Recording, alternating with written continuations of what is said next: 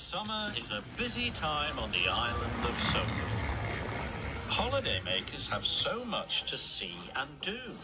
There are trips to the seaside, balloon rides in the country,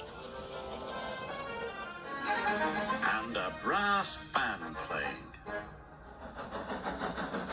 One morning, Edward was in a hurry. He didn't even stop to say hello to Stepney. Thomas was pleased to see Edward. "Your smile's as broad as your smoke box." "I'm on my way to pick up the brass band," replied Edward. "The concert is tomorrow night." "Don't crack your smoke box," teased Thomas. Edward couldn't wait to hear the brass band play their wonderful music. He was so excited about meeting the brass band that he didn't notice the giant crane. It was unloading a huge ship's boiler. Suddenly, the crane swung the boiler and knocked Edward right off the track.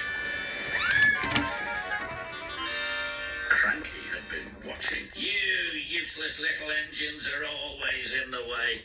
Poor Edward. The Fat Controller came immediately. "We will take you to the fitter's yard, and Bertie will have to meet the brass band instead of you." Edward was sad.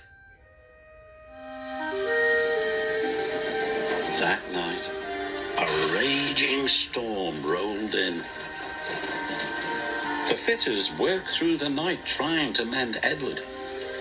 The rain pelted down. Now Edward felt sad and very damp. Morning came and the Fat Controller arrived. "Please, sir," pleaded Edward, "will the fitters be finished soon?" "Not soon enough, and the band can't wait. I'm sorry, Edward. Bertie will take them to the concert." Edward felt worse than ever. Bertie collected the brass band and set off immediately. He bumped cheerfully along the country roads. But there was trouble ahead.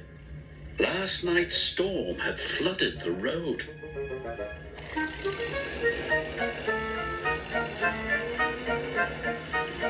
Bertie's driver decided to take a shortcut. But it was very muddy.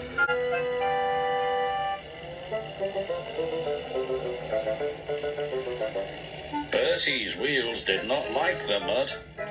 They scooted, they skated, they slid, they slipped. "I'm stuck," he groaned. Bertie revved his engine, but his wheels spun round and round. He couldn't budge. The brass band were worried. "We mustn't be late for our concert." "Tune up your tuba," cried the leader of the band. "We'll call for help." By now, Edward was mended and hooked up to his coaches. "I can hear music," said his driver. "That's not music," wheezed Edward.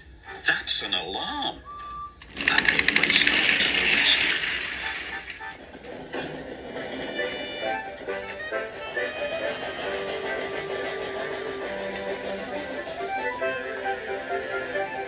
The musicians were delighted to see their old friend. So was Bertie. "I'll get you to the concert in time," Edward cried. "Thank you," said the worried bandsman.